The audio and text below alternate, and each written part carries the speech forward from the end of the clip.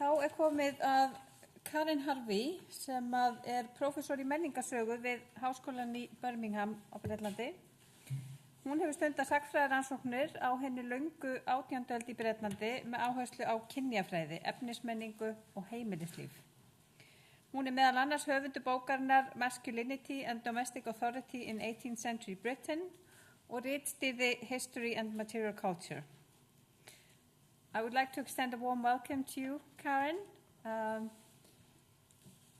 She's going to be talking about archives of materiality.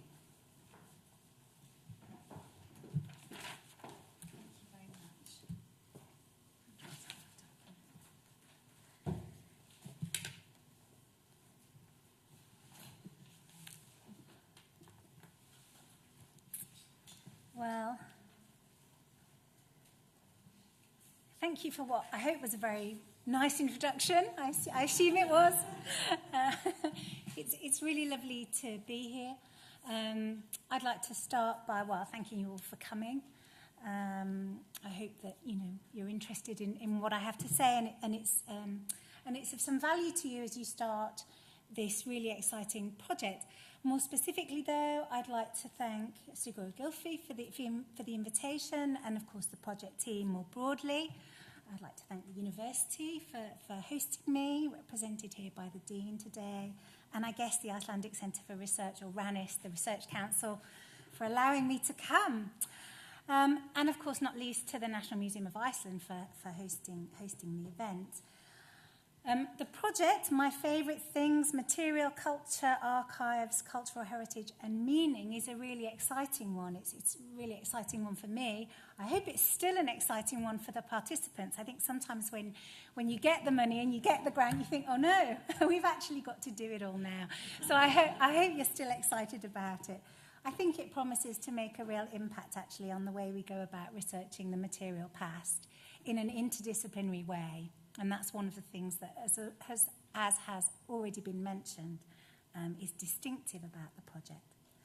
So this is my first trip to Iceland. It's one of the reasons I'm so delighted to be here. And in the few emails I exchanged with different members of staff at the university as I prepared for the trip, I was struck by how often those colleagues referred to the Icelandic weather. One correspondent apologised in advance and said he couldn't promise good weather. Another said he hoped there would be sun.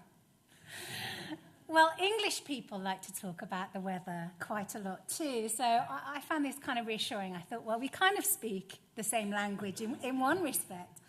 But I have to say that these comments, which I didn't invite, I didn't ask about the weather, these were just offered, they did set a few alarm bells ringing. So as I sat down to write the talk last week, I'd walked through sunny central London without a jacket, in a short-sleeved dress and sandals for the first time this year.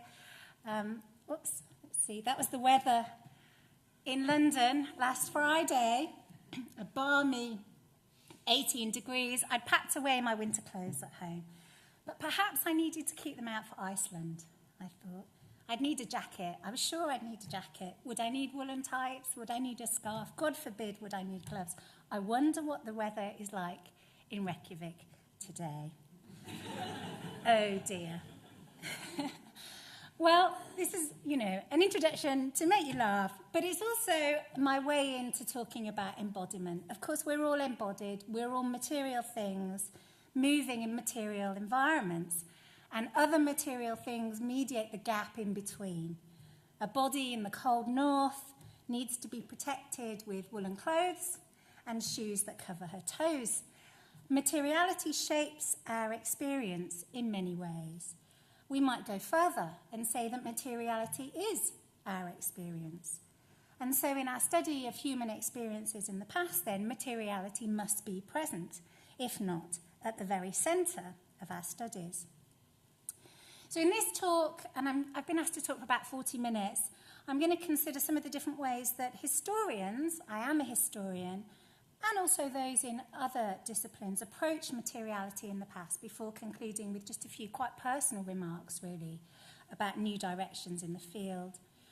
And I'm going to begin with a simple observation that materiality, this word I've already started to use, has become a key word, a key concept in much recent work. I think part of the reason I'm here is because this is one of my publications, an edited volume, and the second edition came out last year. I'm not putting this up just to shamelessly advertise my own work, but just to say that one of the things that struck me as I came to rewrite the introduction for the second edition, and as I was asking myself, well, what's changed in, less than 10 years since I did the first edition, one of the things that struck me was a more explicit discussion of something called materiality as a defining aspect of human experience.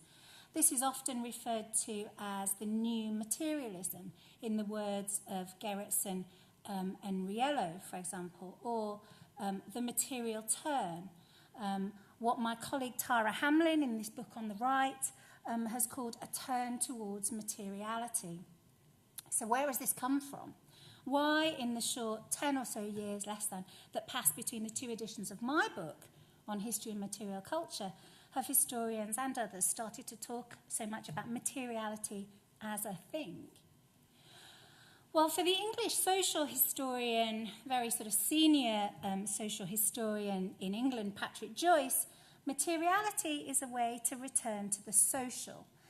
And he published what was a really important article only in 2010 in the journal Past and Present called What is the Social in Social History?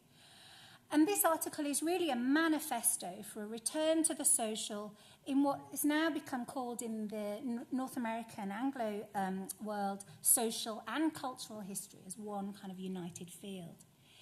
He argued that a too common adherence to the primacy of the cultural in our understanding of human experience relegates the material, the economic, the social to a separate sphere. He rightly stressed, I think, that the separation of representations on the one hand and things on the other hides the way that power works through things, through materiality. And Joyce is really exemplary, I think, of an impatience with a cultural term and its focus on meanings and representation. A cultural term that some, and Joyce is the example here, think have simply gone too far. In contrast, Patrick Joyce wants historians to study how power and knowledge have been materialised through practice, or how management of the material world has been a principal aspect of subjugation, and that's his word, not mine. As he puts it then, this view of materiality means erasing the familiar conceptual distinctions between the natural and the social. And I'll come back to that. Historians don't operate in a vacuum, though, at least they shouldn't, and we can see the same insistence on materiality as a dimension of human life in work in many other fields. So other scholars are displaying exactly the same kind of frustration with an academy that seemed devoted to endless studies of language and representation. The British anthropological archaeologist, I'm sure many who are here today know, Dan Hicks, argues very much like Joyce that we need to cast off the distinction between the material on the one hand and the cultural on the other when we study the human past. And that theme, that kind of binary and the problems with that binary has been at the centre of the work of Tim Ingold, the British anthropologist, who's been very important in a number of disciplines, and I'd be interested to hear whether he's important in your work too. Ingold envisages a field of materiality in which humans and things are enmeshed in ways that deny an anthropocentric emphasis on the agency of humans and a division between the social, the cultural, and the material world. So for Ingold, humans are just merely one part of a larger environment in which all physical things have an agentive role. This has together had a big impact on lived experience, including personal and individualised identity or subjectivity. And you can see this ricocheting around a number of works on objects in the past. Just one example, the historian of early modern Europe, Udlinka Rublak, concludes her really important 2013 essay, which is called Matter in the Renaissance, with the claim that quote, subjectivity was increasingly experienced in relation to this transient or durable object world. And I think in that phrase, you can see another influence alongside the dissatisfaction with cultural approaches. And this is a kind of interdisciplinarity which brings together science and the social sciences and the humanities. And the science that I'm specifically thinking of here, and I'll say a bit more about this in a moment, is neuroscience and neuropsychology. So these new materialists, as we might call them, insist on a number of things that I've really already mentioned, that matter is agentive, that it's productive, that what we might call the non-discursive aspects of lived experience shape the past, and that the material world has been important when we think about power and politics. So in current scholarship, we might say that materiality is the thing. It's the key to unlocking power and identity, to understanding past lives of people as thinking, as feeling, moving, dynamic individuals in time and in space. The question is, though, does materiality have an archive? Exactly what do we use to study this defining aspect of the human past? And when we've agreed on that, if indeed we can, how do we analyse it? Well, perhaps the obvious place to start is the material record itself, landscapes, buildings, and things. Objects have always been centre stage for some disciplines, that goes without saying, but object-led approaches are becoming the standard across the academy more so than ever before.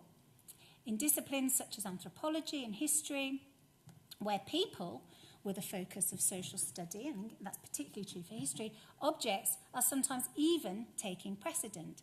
And here you can see the ideas of people like Tim Ingold really taking hold, where objects are no longer passive things. They're the things that have agency, not the individuals. For Ingold, he wants to think about this agentive potential of things by thinking about the material specifically. So he does a lot of work on stone, for example, and the properties of stone. But we can think about other object-centred approaches that can think about other aspects of an object. So we might think about objects having agency through their materials, yes, but also their form or their design. Oh, where's my punch bowl gone? Oh, I'm slightly out of step with myself. So some of the work that I've done on 18th century Britain is about drinking, but thinking about drinking through the material culture of drinking. And I've done quite a lot of work on punch. It's a great drink, and the objects are fantastic. And here you see a punch bowl. I should have put a label for the bowl. The punch bowl is in the collection of the Victoria and Albert Museum in London. In the case of 18th century punch bowls, for example, it's not quite the material that has agentive properties, although there's a lot to say about the different kind of ceramics that are being used here for different kinds of vessels. But it's actually more the form, the circular and the open form, that facilitates certain kinds of sociable and arguably levelling encounters between different kinds of men. That's important. It also creates risky encounters because the open bowl means that drinkers can pour in their own alcohol as the evening progresses, and the drink gets stronger and stronger as the night goes on. And you see the result in Hogarth's very famous engraving on the left, which of course is then replicated on the bowl on the right. So this kind of approach to objects is united by, I think, its relational approach. Objects and people interact in a relationship where both sides are relatively equal and distinctions between artefacts and users are dissolved to some extent. Joanna Sofer, an archaeologist, uses the concept of ontogeny, a process of self-creation, which relies upon an active engagement with the environment, and it shapes the person's mind and body as they interact with the things in that environment. There's that concept of embodiment again, which this time doesn't just mean, referring to the experience of being cold in the north. More specifically, embodiment in this kind of scholarship refers to thinking that takes place in and with the whole body in a physical environment. Some scholars use the phrase distributed cognitive ecologies. seeing humans, objects and practices working closely together in interconnected ways. It's an approach that's been particularly fruitful in the history of work and technology, underlining how knowledge-making and skill were situated, embodied processes. So scientific experiments in the Enlightenment were not simply rational exercises that deployed mathematical principles, they were also sensory practices that deployed and generated new forms of knowing. Another way of capturing this approach is to say that, quote, this is from a paper by two archaeologists, Sutton and Keane, the mind can spread beyond brain and body into the social and physical world. As two other archaeologists, Fiona Coward and Clive Gamble, put it in a recent essay, artefacts do not have minds of their own, but neither do people. Coward and Gamble use results from neuroimaging to explore what happens to the brain when people interact with things. And they argue that thinking happens precisely through these connections. The brain develops, and therefore so does human society, as material culture is increasingly used and circulated across wider and wider networks. That dialogue with neuroscience, this is the neural turn, as a geographer at a workshop I attended yesterday called it, is generating new understandings of how humans are affected by objects. So one shared principle here is that an archive of objects can tell us things that no other kind of archive can. Most importantly, as I've already hinted at, such an archive is the best repository for haptic knowledge, the information that's generated by and through people's engagement with the world through touch.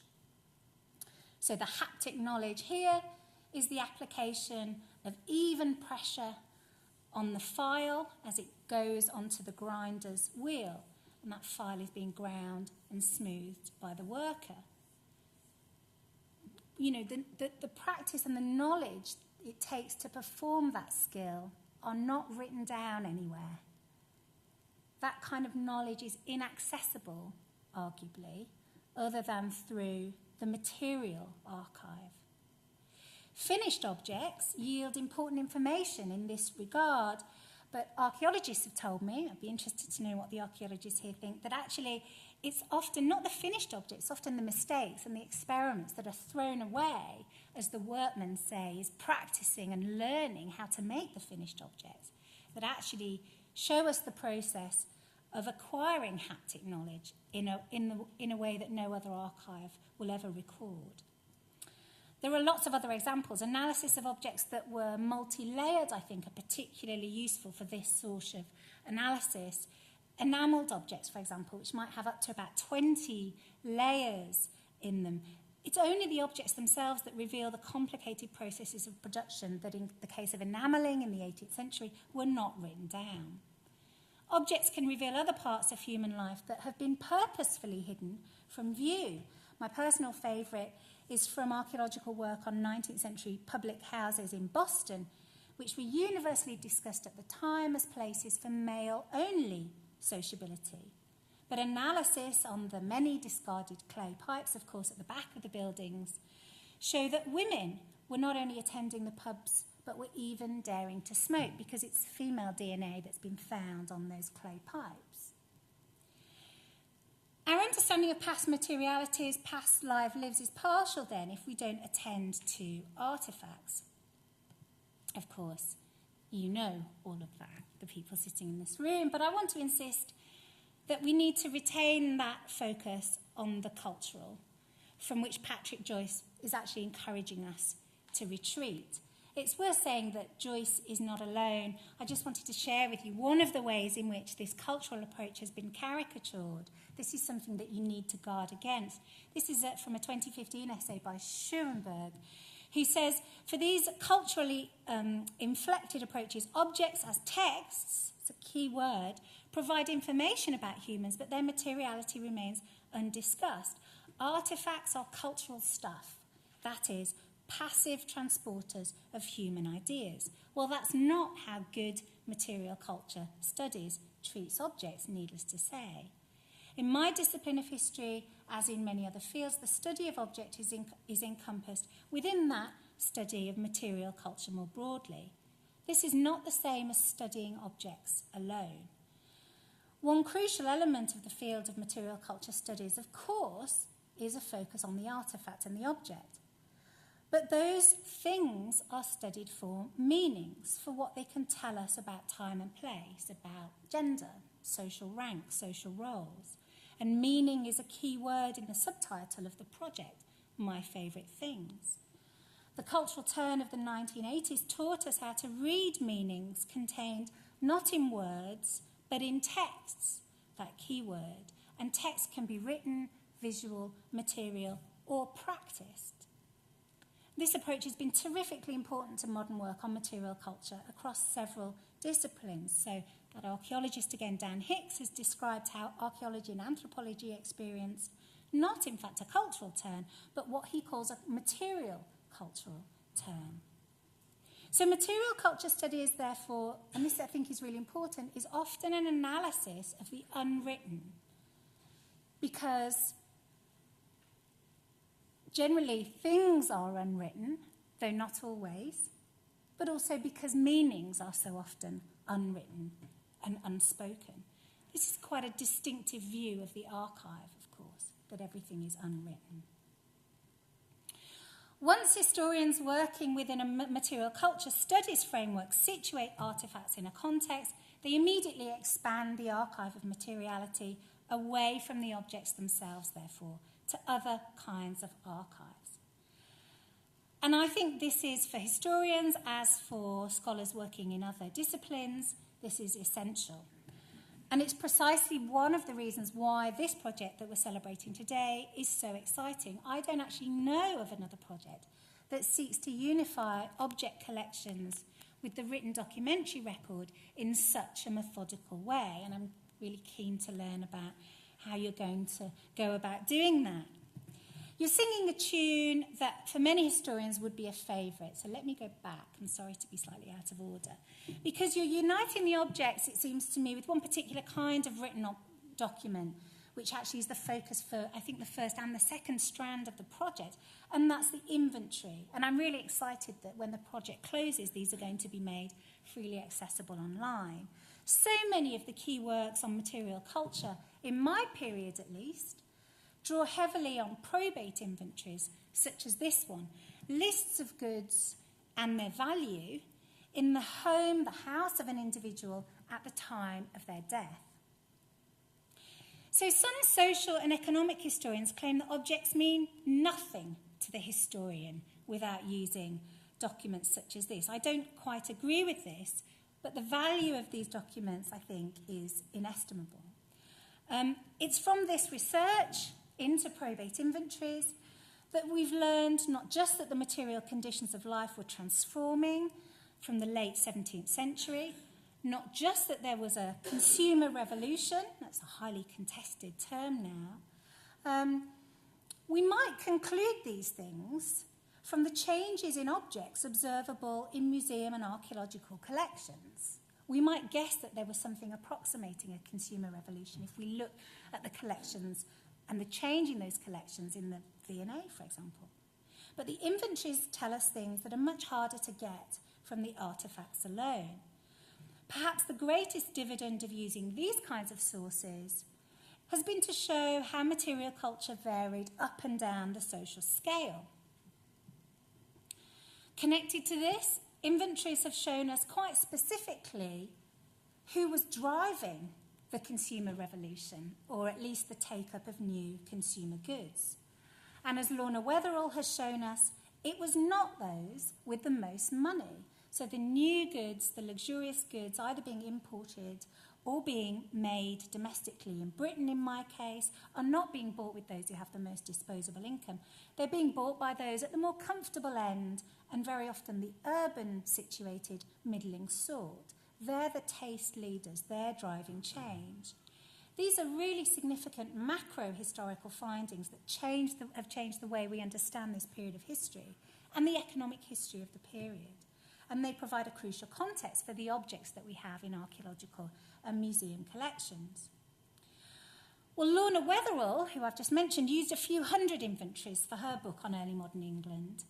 It's exciting that in your project, I think you have access to 25,000 from the late 17th to the early 20th century. Good luck, strand 1 and 2, in working your way through those. You'll be aware of the limitations of these documents.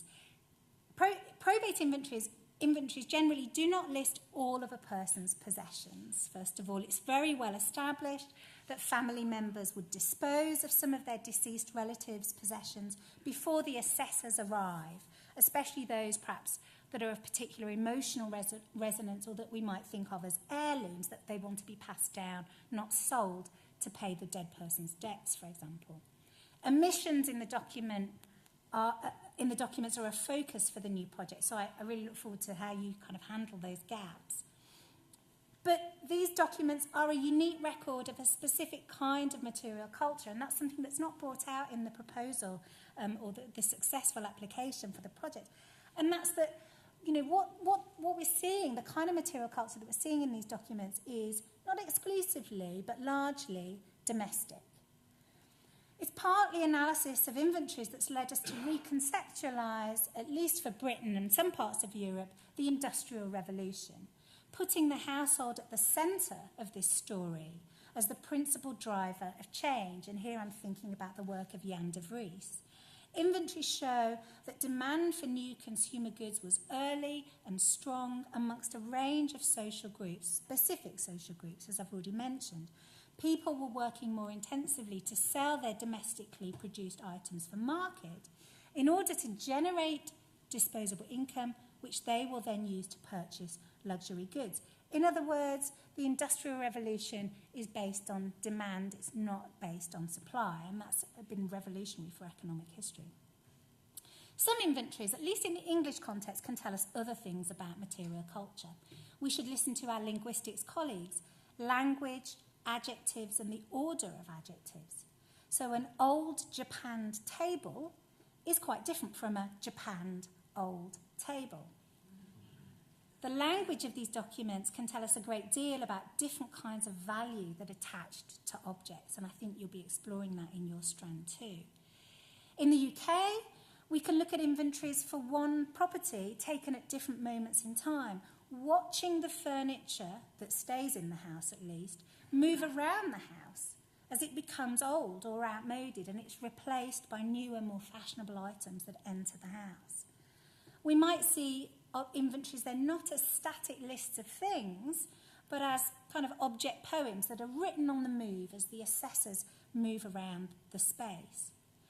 And thinking about space further, notice how in this inventory of Richard Kay of Baldingstone from 1697, notice how the inventory is taken by room. It's compiled by room. So this says in the kitchen, for example. So that's in the house. So this is not just a list of things, it's a list of things in a very specific order. As I say, the assessors move around the house, methodically noting down the objects of worth as they go along. So we can see which objects were placed where in Kay's house. Wonderfully, Kay's house still stands, though it's been much changed since the 17th century. No historian had ever thought to look at the house, though many have worked on Richard Kay's son's diary from the 1740s. Richard Kay Jr. was a doctor, and he wrote a very extensive diary that's been used for decades by historians of 18th century Britain. So you can map the rooms on the inventory with the standing architecture if you care to go and knock on the door and interrupt the private residents of the house and get them to show you around, which I did, to generate a fairly robust account of the physical space of the house and the room use at the time that the inventory is taken. So in this case, the inventory enables a microhistorical approach to the domestic interior. The inventory is the key that allowed me to unlock the spatial dimensions of Richard Kay Jr.'s experiences as recorded so very fully in that diary. So this kind of record linkage, as we might call it, is really terrifically exciting. But you might spot some problems with this one. First of all, the inventory predates that diary, you might have noticed, by about 40 years. A second problem, if you're interested in objects at least, is that we don't have any of those objects. None of them exist. I would have liked to have had his writing desk and his chair to allow me to reconstruct, or at least to imagine, the embodied experience of creating that majestic diary, but they just don't exist. So one major challenge in bringing these kinds of sources together in a project like yours is, of course, the discrepancy between the different documentary records. Written documents, despite their illusion of completeness, are partial records of the material past. And as you well know, the material record is also fragmentary. There are things, possibly most things, you can tell us when the project ends, that simply don't survive. In the UK context, large national museums such as the Victoria and Albert Museum, whose remit was to preserve the best of art and design, naturally show us and preserve for us high-quality objects that were accessible to only limited social ranks. Now, in the UK context, regional collections can be used to try to fill in the gaps, and I've done a lot of that working with regional, not national, museums, as can not local museums, but museums of local heritage, which exist patchily in the UK context. We can also use what museums in the UK would call their social history collections, as opposed to their decorative art collections. And again, I'm not sure whether these terms map neatly into the Icelandic context. So those kinds of quotidian items that you find in other kinds of collections, as well as archaeological collections, of course, can help fill in the gaps in some of the larger museum collections. Attentiveness to how and why the different archives are thus constructed, I think, can also go some way to making a virtue of their fragmentary state. And this is signalled by your application of the terminology of the archive to these varied historical records, and I believe that's what Sigurður was talking about in the talk that preceded mine. Traditionally, an archive would have indicated, of course, a group of documents in which we might find sources of evidence. I'm using all of these words quite self-consciously, sources of evidence. This would be evidence of something other than the document itself. In other words, archives have traditionally been regarded as repositories of things that tell us about other things. More recently, an attention to archival practice and the materiality of the text, one only has to think of book history, for example, has shifted this view of archives to take into account the archive's specific provenance and its particular, what we might call, curation or collection. Just as archives have become collections of things, so you are making collections of things into archives. But these records, of course, as you well know, are created in distinctive conditions for specific purposes. The legal and bureaucratic context that produce the inventories have been imprinted upon those lists of objects very forcefully. Perhaps most importantly, these documents record monetary or market value of the goods, of the foodstuffs if they're recorded, of the work tools, and of the debts. The forces of fashion, of family inheritance, of material possibilities, of theft, have shaped the presences and absences in the material record, and those forces are quite distinct.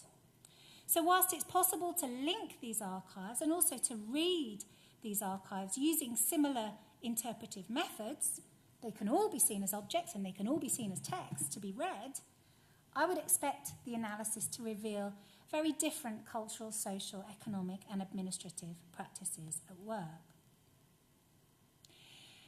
So as I draw to a conclusion, I said, and Sigurður invited me to do this, to just think about some of the new directions in the study of material culture. These are very sort of personal comments, really, but as I wrote the three, there are three, I think threes are always good. I wrote the three, I thought about them, and then I looked back at the project description and thought, actually, your project They chime with your project very strongly. You'll have to tell me what you think. So the first is emotions and objects. So one of the most exciting recent directions in the study of material culture from my perspective as a historian is all about emotions. Emotions or affect are the new big thing in history and indeed in many disciplines. Returning to that article I mentioned by Coward and Gamble that relates to objects, the brain and human networks, it's clear that objects are implicated very forcefully in affective relationships and social relationships more broadly. This is really palpable in my current research, which is actually about embodiment, which uses 18th century family letters, and I'm sure it's very palpable to you too. So this letter is from a collection of letters between two generations of the women in one family, the Wrights from Sheffield in the north of England. They talk in these letters about many things, but one topic of their letters is the constant movement of objects between the recipients of the letters, the writers and the recipients of the letters. They talk a great deal about obtaining razors for the men in the family, razors from Sheffield. Of course, Sheffield, which is where I live, is a great metalworking town, of course, you may know that. But they also talk about clothing. Every letter actually talks about clothing. There are long exchanges about the fabric, the fit, the style of various garments. And through this material culture conversation, they're able to comment quite forcefully about the size, shape, and weight of each other's bodies. Mothers and daughters, eh? So this is a letter from Deborah Wright to her daughter, Mrs. Elliot. Mrs. Elliot is in Sheffield, Deborah Wright is in London, and it's not dated, but I think it's from 1746. The mother is describing how she sent a hat for the daughter in white satin and a couple of other hats for other female members of the family. And then the letter goes on, it's a couple of pages long, and then at the back there's just this lovely note which simply says, "Your bit of silk is not done yet." And this is not the only example of a little addition at the back of the letter. It's a really lovely final note on its own, and I think it just crystallises the way that objects in these kinds of relationships are working to tie together emotion and social ties. The silk here actually ties together the mother and the daughter. It keeps the daughter kind of literally hanging by the thread. She's got to wait for the silk from her mother. So such examples show us very clearly how objects are situated in networks of effective social relations.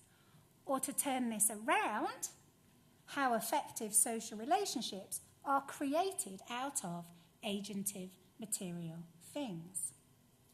Just two more and a little more briefly. The second strand of historical research on material culture that is exciting me at the moment, it's not massively new, is the involvement of makers and producers in historical research.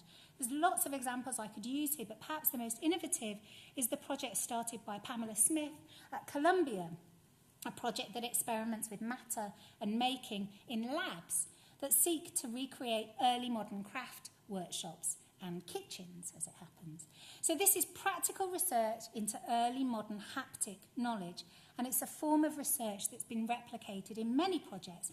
I've seen it used very well as a device to help historians translate abstract written instructions of making processes, as well as one that can bring together very effectively university researchers with the custodians of the objects that they're working on, the curators, forms a kind of common ground. And that leads me to my final and my brief point, and that's about collaborative heritage. So I've been trying interdisciplinarity within a university context for about 20 years, and that's hard enough. Partnerships between universities and other institutions have their own challenges. I've also been doing that for quite a long time. Every partnership is a learning experience. But one of the most genuinely successful I've been involved in is this one, which I think is relevant to your project.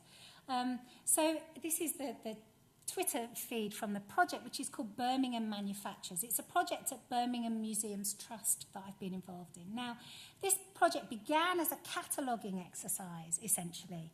And the curators simply wanted some researchers with information relevant to their collections to come in and help them really catalogue and label their objects. They were redoing the catalogue. So it's a rather confined project.